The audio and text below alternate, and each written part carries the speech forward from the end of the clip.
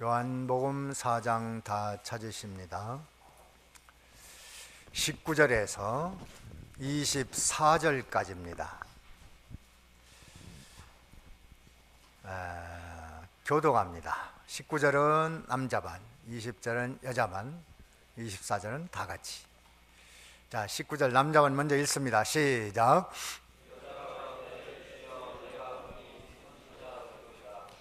우리 조상들은 이 산에서 예배하였는데 당신들의 말은 예배할 곳이 예루살렘에 있다 하더이다.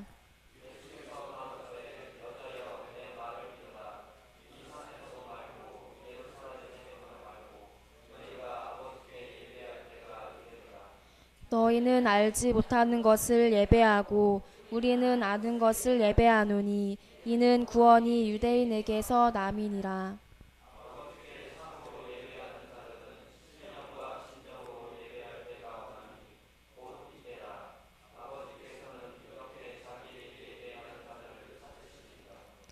하나님은 영이시니 예배하는 자가 신령과 진정으로 예배할지니라. 주보를 보고 제목을 우리 다 같이 한번 읽습니다. 시작.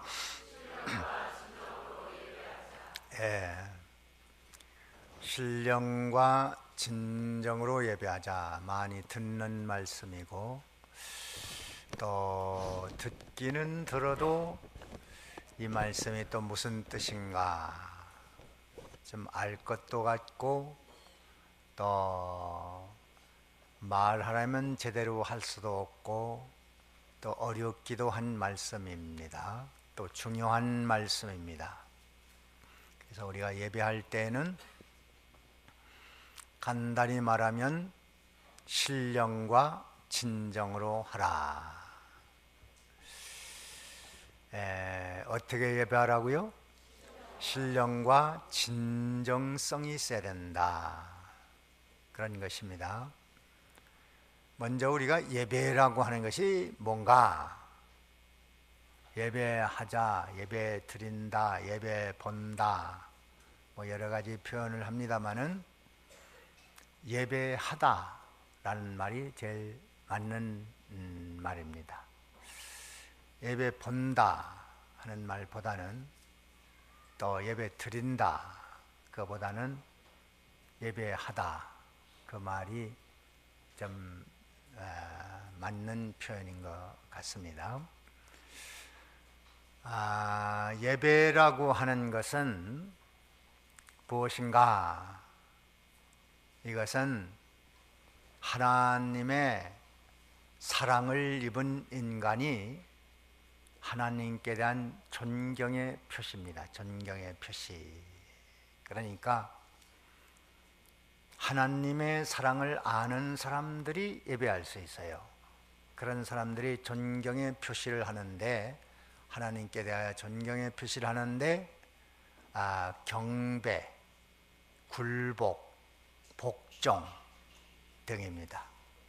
그래서 다시 요약해서 말하면 예배는 하나님의 사랑을 아는 사람들이 하나님을 존경하는 표시로 경배, 굴복, 복종 이런 것들이 하나님 앞에 예배다. 그렇게 정리하면 되겠습니다. 그래서 먼저 하나님의 사랑을 알아야 되는 거예요. 사랑을 아는 사람들이 하나님을 존경하고 싶은데 어떻게 할 것인가? 그때 하나님을 경외하고 경배하고 굴복하고 복종하는 이런 것들 모든 행위가 다 예배다. 그렇게 봐야 합니다. 예배는 외적 예배가 있고 또 내적 예배로 나누어 생각할 수 있습니다.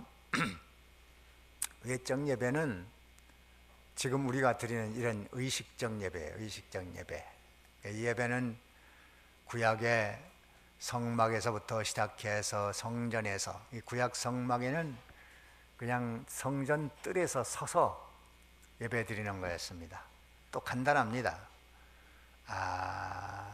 제사장이 나와서 성경을 읽어주면 듣는 사람들이 뜰에 서서 아멘, 아멘 그렇게 받고 그 말씀대로 살아가는 겁니다. 그것이 예배였고, 그것이 점점 발전해서 오늘날 이렇게 우리가 드리는 의식적 예배, 묵도가 있고 찬송이 있고 신앙 고백이 있고 또 말씀 선포가 있고 또 회개가 있고 기도가 있고 헌금이 있고 감사 있고 하는 이런 의식적 예배가 외적 예배라 그렇게 할 수 있습니다. 그 예배는 교회마다 형태가 좀 다를 수 있고 또 시대에 따라 조금 변천할 수도 있습니다. 그러나 그것은 그 중심은 하나님께 대한 존경의 표시로 이런 순서도 놓고 저런 순서도 놓고 이렇게 해서 예배가 하나님 보시기에 합당하게 발전할 수 있습니다. 또 바꿀 수도 있어요. 그 다음에가 내적 예배가 있어요. 내적 예배. 내적 예배는 영적 예배라고 볼 수 있고 우리 몸을 산 제사로 드리는 예배다 그렇게 볼 수 있습니다. 그것이 로마서 12장에 보면은 우리 읽어보는 게 좋아요. 로마서 12장을 한번 봅니다. 내적 예배에 대한 하나님께서 아주 결론을 내려놓은 말씀이 있습니다. 로마서 12장 1절을 다 같이 읽어봅니다. 다 같이 했습니다. 시작. 그러므로 형제들아 내가 하나님의 모든 자비하심으로 너희를 권하노니 너의 몸을 하나님이 기뻐하시는 거룩한 산 제사로 드리라. 이는 너희의 드릴 영적 예배니라. 거기에 보면은 우리 몸을 어떻게 하라고요? 산 제물로 드리라는 거예요. 내 몸을 하나님의 것으로 다 바쳐 드리라는 것입니다. 이것이 무슨 예배라고요? 영적 예배다. 그래서 내적 예배는 다른 말로 영적 예배고 또 다른 말로 산제사 드리는 예배고 또 다른 말로는 우리의 삶 자체를 하나님 앞에 드리고 하나님과 함께 살아가는 삶의 현장에서 하나님을 존경하고 경외하고 굴복하고 복종하는 모든 삶 자체가 하나님께 예배다. 그러니까 외적 예배는 무슨 예배라고 그랬어요? 의식적인 예배고 그것도 해야 되고, 내적 예배는 무슨 예배예요? 영적 예배. 다른 말로 산 제사로 몸을 드리고 사는 예배. 또 우리 교리 신조로 말하면 건설 구원의 삶, 그 자체가 영적 예배입니다. 그러니까 요 두 가지 예배가 모두 다 하나님의 명령이에요. 명령. 그래 예배는 하나님이 하라고 한 것이니까 해도 되고 안 해도 되는 것이 아니고, 예배는 하나님의 명령이니까 무조건 해야 되는 거예요. 무조건. 어떻게 해요? 무조건 해야 돼요. 몇 가지 예배를? 두 가지 예배를. 무슨 예배? 외적 예배, 내적 예배. 외적 예배 교회에서 드리고 구역에서 드리고 가정에서 드리고 또 들에 가서 드리고 산에 가서 드리고 어디서든지 할 수 있습니다. 그리고 내적 예배는 실제로 그 사람의 삶 자체를 하나님 앞에 경배, 굴복, 복종, 그 두 가지 예배가 하나님 보시기에 합당하게 드려야 되는데, 그것은 내가 해도 되고 안 해도 되는 것이 아니고 의무조항이다. 하나님의 명령이다. 오늘 여기 23절에 명령하셨어요. 23절에 오늘 본문 23절을 다 같이 읽어봅니다. 다 같이 시작. 아버지께 참으로 예배하는 자들은 신령과 진정으로 예배할 때가 오나니 곧 이때라. 아버지께서는 이렇게 자기에게 예배하는 자들을 찾으시느니라. 네. 하나님께서는 이렇게 예배하는 자들을 찾으신다. 예배 명령을 하셨습니다. 명령. 그래 몇 가지 예배를 드려야 돼요? 두 가지 예배를 하나님 앞에 마땅히 드려야 돼요. 그거 안 하면 안 되는 겁니다. 그래서 주일날 예배 빠지면 안 되는 거예요. 그리고 삶 자체를 드리기 위해서 의식 예배가 있는 거예요. 또 예수님께서 마태복음 4장에 보면은 4장 10절을 봅니다. 10절. 마태복음 4장 10절. 거기도 명령하셨습니다. 다 같이 읽습니다. 시작. 이에 예수께서 말씀하시되 사단아 물러가라. 기록되었으되 주 너의 하나님께 경배하고 다만 그를 섬기라 하셨느니라. 네. 누구에게 경배하라고요? 하나님께 경배하고 다만 그를 섬겨라. 그게 예배입니다. 예배. 두 가지 예배하라는 명령입니다.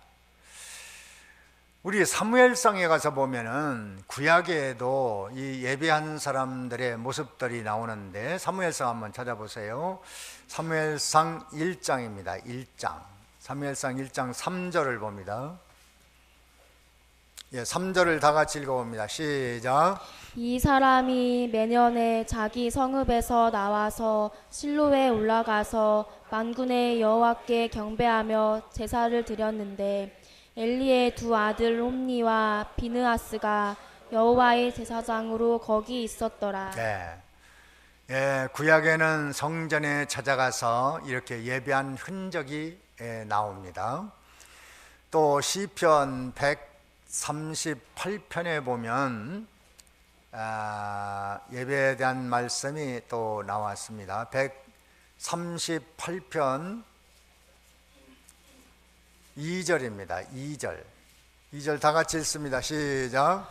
내가 주의 성전을 향하여 경배하며 주의 인자하심과 성실하심을 인하여 주의 이름에 감사하오리니 이는 주께서 주의 말씀을 주의 모든 이름 위에 높게 하였습니다. 네, 여기도 예배하는 모습에 대해서 증거했고 시편 29편에 하나 더 찾아봅니다. 시편 29편 시 29편 2절 다 같이 읽습니다. 시작. 여호와의 이름에 합당한 영광을 돌리며 거룩한 옷을 입고 여호와께 경배할지어다. 네, 거룩한 옷을 입고 어떻게 하라고요? 여호와께 경배하라 그랬어요. 그래서 우리 하나님은 인간을 하나님께 예배하는 자로 만드셨어요. 예배하는 자. 어떤 자로 만들었어요? 예배하는 자. 이것이 우리에게 큰 은혜요 복입니다. 하나님께 이렇게 모여가지고 하나님의 성호를 찬양하며 영광 돌리는 예배, 얼마나 하나님이 기뻐하시나. 또 가정에서 예배하고 구역에서 예배하고 또 이사 가서 예배하고 사업을 시작하면서 예배하고, 이것이 그냥 의식에 지나는 것이 아니고 그 예배로 인하여 하나님과 더불어 함께하는 하나님의 큰 은총과 축복, 이것이 여기에 달려 있어요. 그래서 지금부터 영원까지 우리는 하나님을 예배하는 자로 불렀어요. 천국에 가도 뭐 거기 피땀 흘려 일하는 거 아닙니다. 예배하는 거예요. 예배. 천국에서 영원히 예배합니다.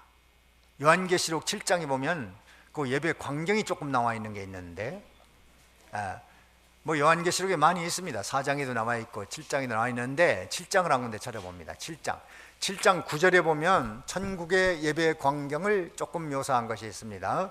자, 7장 9절 읽습니다. 시작. 이 일 후에 내가 보니 각 나라와 족속과 백성과 방언에서 아무라도 능히 셀 수 없는 큰 무리가 흰옷을 입고 손에 종려 가지를 들고 보좌 앞과 어느 예. 무슨 옷을 입었어요? 예? 흰옷은 대소의 옷입니다. 손에 뭘 들었어요? 종려나무 가지를 들고 하나님과 어린 양 앞에 서 있습니다. 뭐 하냐면 10절에 시작. 구원하심이 보좌에 앉으신 우리 하나님과 어린 양에게 있도다 하니. 예, 구원 찬양이에요. 구원 찬양. 지금 부르는 찬송입니다. 이런 찬송을 하나님 앞에 막 영광 돌리며 찬양하고 있어요. 손을 흔들면서 찬양합니다. 예. 11절에 시작. 모든 천사가 보좌와 장로들과 내 생물의 주위에 섰다가 보좌 앞에 엎드려 얼굴을 대고 하나님께 경배하여. 예. 거기 뭐 했어요? 하나님께 경배했거든요. 그게 예배입니다. 찬양하고 엎드려 경배하고 천국의 광경. 12절에 시작. 가로되 아멘. 찬송과 영광과 지혜와 감사와 존귀와 능력과 힘이 우리 하나님께 새토록 있을지로다. 네. 아멘 하더라. 이것이 바로 천국이에요. 천국 가서 하는 일이 이겁니다. 하나님 앞에 예배함으로 하나님의 큰 은총 아래 사는 거예요. 행복한 겁니다. 지금도 이렇게 예배하는 자들을 찾으신다 그랬어요. 23절에 그랬죠. 예배하는 자들, 하나님께서 이렇게 예배하는 자들을 어떻게 한다고요? 23절 보세요. 그 마지막에 어떻게 한다고? 찾으신다. 자, 하나님 왜 예배하는 자들 찾으실까? 뭐 하려고 찾으실까? 하나님께서 좀 도와주겠다. 야, 돌봐줘야 되겠다. 예배하는 자들 내가 보고 싶다. 예배하는 자들 내가 사랑해줘야지. 예배하는 자들 내가 복줘야지. 누가 예배하러 왔나? 누구를 찾으신다고요? 다 같이 예배하는 자를 찾으시는 하나님. 그런데 하나님께서 싹 보고 안목에 나왔나 쭉 보는데 나와야 될 사람이 빠졌어. 참 하나님의 마음이 아프시단 말이에요. 내가 몸버려 피 흘려 그 피값으로 구원하여 하나님의 사랑을 입혀줘서 하나님의 사랑을 알게 했는데 이제 다른 거 하라는 것이 아니고 하나님께 예배하라고 하는데 아무개가 빠졌구나. 어디 갔지? 그거 뻔한 거 아닙니까? 하나님이 찾으시는데 거기에 빠져 있다. 참 안타까운 일이겠잖아요. 찾아서 뭐 하려고 하시나? 은혜 베풀어 주겠다, 사랑 주겠다, 베풀어 주겠다, 돌봐주겠다, 상급을 주겠다, 위로를 주겠다, 진리를 주겠다, 많은 은혜 이른 비 늦은 비로 덧입혀 주겠다, 더해 주시는 모든 것으로 쌓아서 아이야 보따리째 다 주겠다. 이렇게 찾으시는데 빠진다고 해봅시다. 얼마나 우리는 손해를 보는 사람입니까? 제가 매주간 출석 보고를 받는데 빠진 분들을 이렇게 보면은 오늘 말씀을 그분이 들었으면 참 좋을 뻔했다, 기회를 놓쳤다, 그런 안타까운 마음이 있을 때가 있어요. 다 사정이 있겠죠. 그러나 우리는 사드락 메삭 아베느고를 본다면은 사정이 될 수가 없습니다. 큰 일이 있어도 성공을 마다하고 나는 하나님 앞에 가서 예배해야 된다. 하나님이 그런 자를 찾아서 하나님의 복을 주겠다는 거예요. 하나님이 찾으실 때 빠지는 사람이 없게 되기를 간절히 바랍니다. 하나님이 복 주려고 준비하고 내려와서 찾으시는데 명단에 빠져 있어요. 얼마나 아쉽고 마음 아픈 순간입니까? 예배는 큰 복입니다. 이 사마리아 여자는요, 정말 하나님 앞에 예배하고 싶었어요. 사람들은 예루살렘에서 예배를 드린다는데 어떻게 예배하는 건가? 그 중심에 그런 간절한 마음이 있는데 아무도 예배에 대해서 가르쳐주는 사람이 없어요. 그래서 정신적으로요 미아가 돼버렸습니다. 그래서 에라 모르겠다, 예배가 뭔지 모르니까 사는 맛이 안 나는구나, 결혼해볼까? 돈 많은 사람한테 봐볼까? 만족이 없어요. 인물 좋은 사람한테만 가볼까? 만족이 없어요. 권력 있는 사람한테 한번 가볼까? 만족이 없어요. 재밌게 해주는 사람한테 한번 가볼까? 만족이 없어요. 5번이나 운명을 바꿔왔어요. 행복이 없어요. 참 인생에 목말른 여인이에요. 하나님이 크게 사랑하는 자예요. 예수님은 그를 찾아갑니다. 찾아가서 물을 달라고 하지요. 근데 여자는 물을 떠주는 게 아니고, 아니 당신은 유대인인데 왜 나한테 물을 달라고 합니까? 유대인들은 나하고 상종을 안 하는데. 야, 내가 누군지 알았으면 네가 나한테 생수를 구했을 거예요. 그러면 내가 상수를 줬을 것이고 그 물을 먹는 자마다 영원히 목마르지 않다. 그러니까 여자가 눈이 번쩍 띄어가지고 그래요, 그러면 그런 물을 좀 내게 주십시오. 그래, 너 남편 데려와봐. 저 남편 없는데요. 그래, 맞다. 지금 사는 남편도 내 남편도 아니야. 그 말을 하는데 자기를 다 알고 있는 거예요. 자기를. 당신은 정말 선지자로서이다. 신앙을 고백합니다. 그러면 한 가지 물어봅시다. 메시아라면 대답해 주십시오. 예배를 어떻게 해야 되는 겁니까? 당신들은 예루살렘에서 예배한다고 하는데 우리는 어떻게 해야 됩니까? 그때 나온 답이 오늘 본문의 말씀이에요. 하나님께 예배할 때가 오나니 신령과 진정으로 예배할 때가 온다. 바로 이때다. 하나님은 이렇게 예배하는 자를 찾으시니라. 24절 한번 읽어볼까요? 24절 다 같이 읽습니다. 시작. 하나님은 영이시니 예배하는 자가 신령과 진정으로 예배할지니라. 하나님께 예배하는 자들은 어떻게 예배하라고요? 신령과 진정으로 예배하라. 이렇게 딱 아주 정확한 답을 주셨습니다. 이렇게 예배하는 자들을 지금도 하나님이 찾아서 많은 은혜와 복을 주겠다. 그래서 구약에도 다윗은 언제나 몸을 산지사로 드리고 예배하는 사람인데 하나님이 그를 찾았어요. 진정으로 예배하는 자, 신령으로 예배하는 자가 누구냐? 온 땅을 한번 찾아보니까 다윗이 기록하고 있거든요. 소년 다윗이 진정으로 신령과 진정으로 예배하는 저 산골 무식한 청년 하나가 있는데 양떼를 길러가면서 예배하고 있는 거예요. 그래, 내가 다윗을 써야 되겠다. 다윗을 써야 돼. 쓸만한 놈이다. 여러분 쓸만한데 그래, 내가 임금으로 삼아야지. 내 사무엘을 통해서, 사무엘아, 너 저기 유대 땅 베들레헴에 가면 이세의 집안이 있는데 그 집에 가서 아들 하나 뽑아가지고 거기다가 왕을 세워라. 왕, 임금 되게 하라. 그래서 사무엘이 가서 보니까 이세의 집에 아들이 8명. 근데 아들들 다 뭐하라고 했더니 아버지가 7명만 데려왔어요.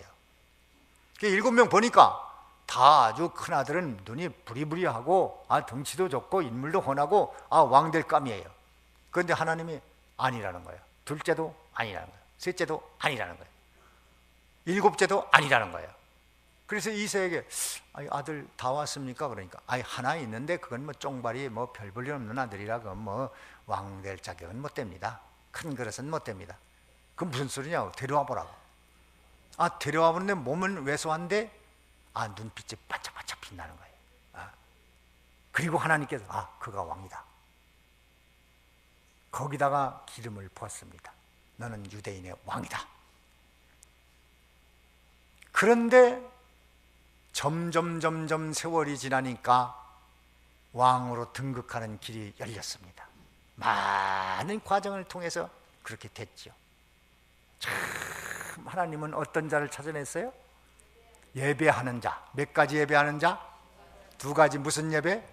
외적인 예배와 내적인 예배하는 자들을 진정으로 찾아내서 하나님께서 복을 주는데 천하무적의 왕이 됐어요. 어떤 세계의 강대국 왕이라도 군사라도 장군이라도 이 다윗을 대적할 자가 없었습니다. 그때 가장 강했던 블레셋 군대도 다윗 앞에는 꼼짝을 못했습니다. 참 예배하는 자에게 이런 하나님의 큰 은총, 복이 임했어요.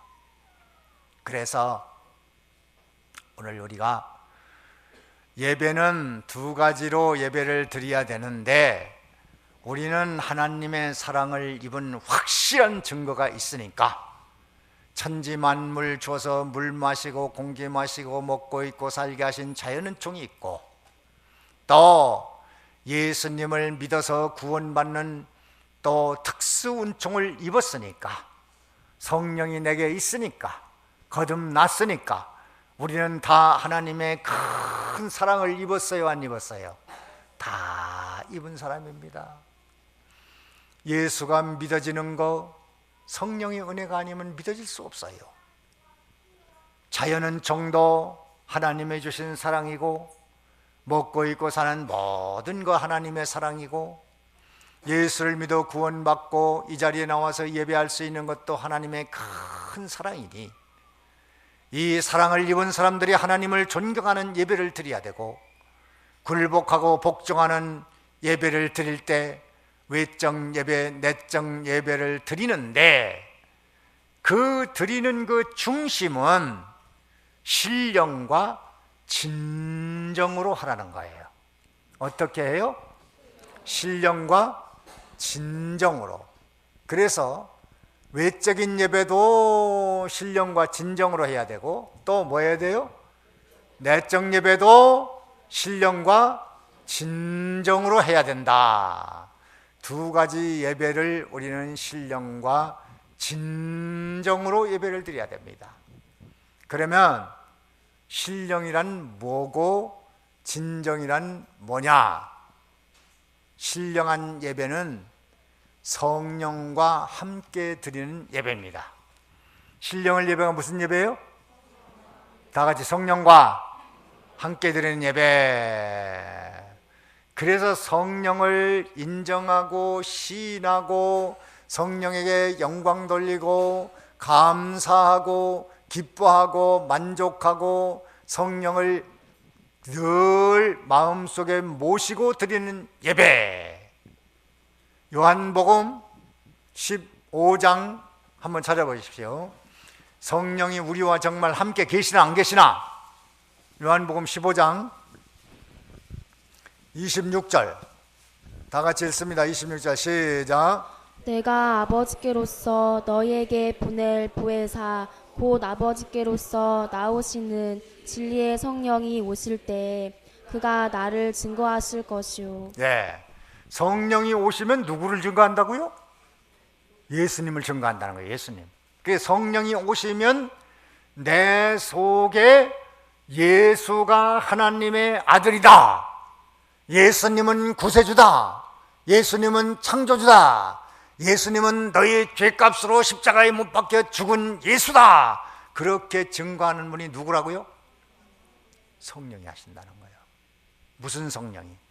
보혜사 성령이 그걸 하시는데, 여러분 속에 예수는 하나님의 아들이구나, 믿습니다, 인정합니다, 시인합니다, 받아들입니다, 알겠습니다, 그렇게 할 수 있는 것은 누가 증거해 줬기 때문이에요? 보혜사 성령이 내게 오셨기 때문에 일어나는 현상입니다. 성령이 오시지 않고는 절대로 그걸 못합니다. 성령이 오셨기 때문에 여러분들이 예수님을 나의 구주다, 내 죄 때문에 죽은 분이다, 하나님의 보내신 신이시다, 그분이 나를 돕는 분이다, 그분이 나를 진리를 깨닫게 하시는 분이다, 이 모든 것이 믿어지고 예수님을 나의 구주로 고백하는 것은 내게 누가 오셨기 때문이에요? 보혜사 성령이 오셨기 때문이에요. 맞습니까? 인정합니까? 시인합니까? 이것이 성령과 함께 드리는 예배예요. 또 요한복음 그 앞에 14장에 보면 14장 26절을 봅니다. 26절.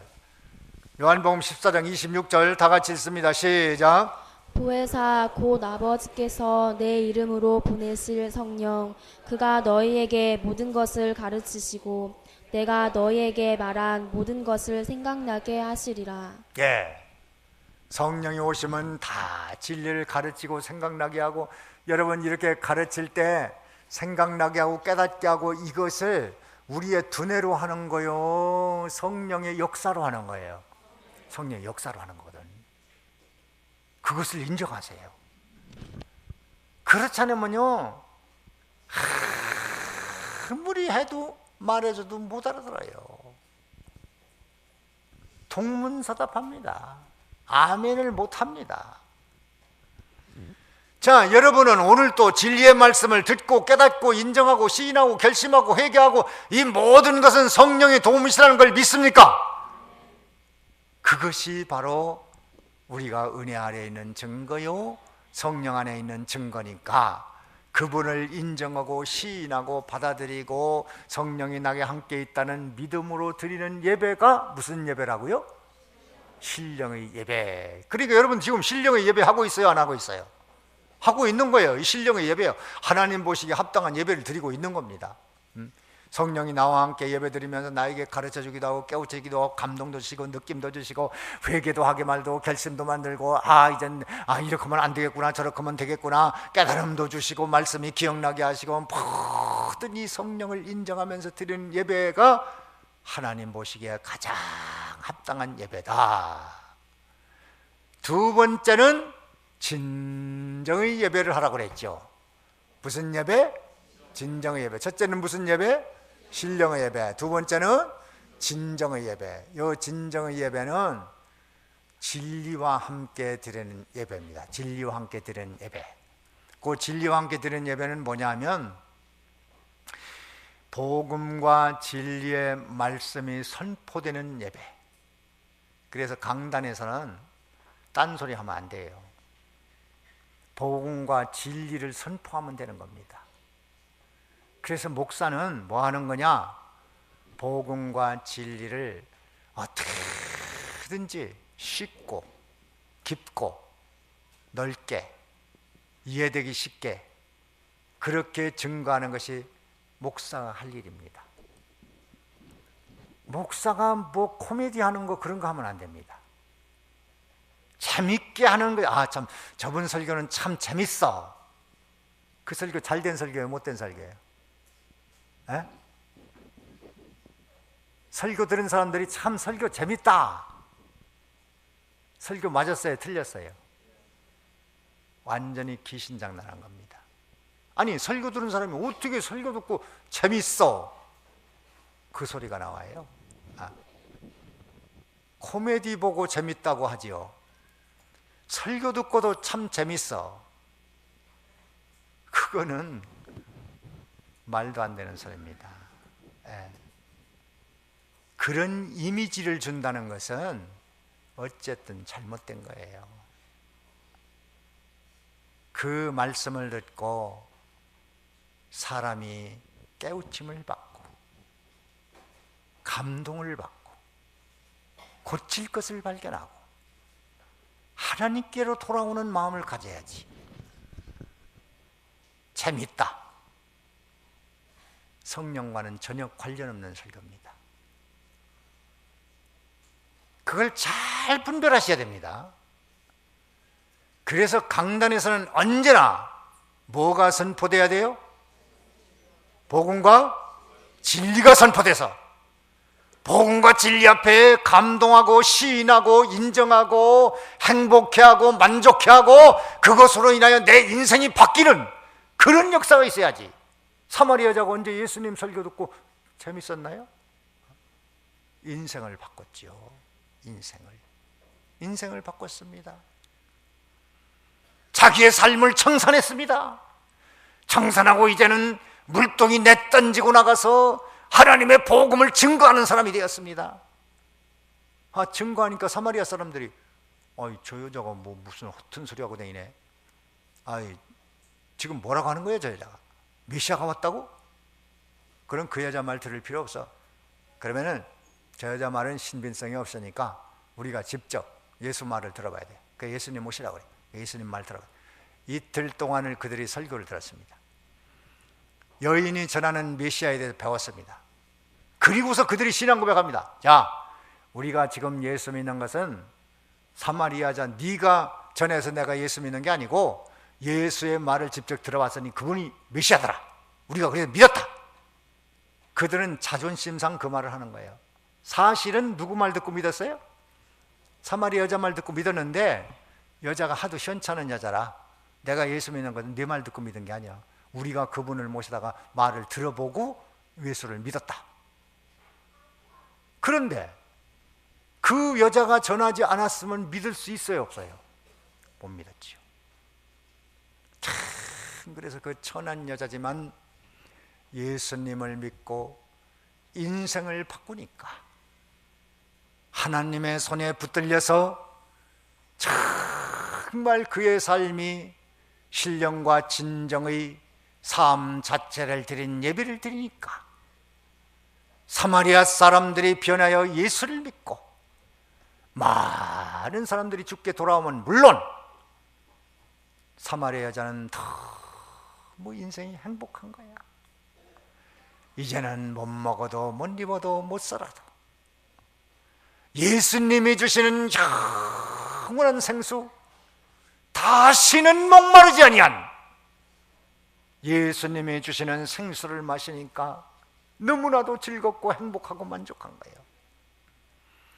그전에는 소금물 먹는 것 같아서 세상의 목마름을 해결하려고 이것도 해보고 저것도 해보고 이것도 가져보고 저것도 다 가져봤는데 조금 행복한 것 같다가 토로 그렇고 조금 행복한 것 같다가 토로 그렇고 다시 목말라 다시 목말라 다시 목말라. 그런데 예수를 믿고 보니까 참 만족하고 행복하고 기쁘고 즐겁고 이제는 나는 예수님과 함께 인생을 살겠다. 그러면서 성전에 가서 외적인 예배, 의식적인 예배 드리고 집에 돌아오면 삶을 통하여 영적인 예배를 드리고 이렇게 삶으로 말미암아 항상 하나님은 그런 사람을 찾아서 하나님의 복을 막 갖다 쏟아 부어주는 거예요. 그래서 여러분들과 여러분 자손, 여러분 가족, 여러분의 아는 모든 분들이 오늘 다 함께 하나님 앞에 신령과 진정으로 이제로 영원까지 예배함으로 하나님이 찾아내어 복을 주는 여러분이 되어지기를 간절히 바랍니다. 다 같이 기도합니다. 들은 말씀 뭘 들었는가 깨달았는가 받았는가 확신 얻었는가. 오늘 귀한 말씀 복된 말씀 두 가지 외적 내적 예배 드릴 때 무슨 예배를 드려요? 신령과 진정으로 예배하자. 하나님은 그런 자를 찾아서 복 주신다. 이 말씀을 꼭 기억하시고 잠깐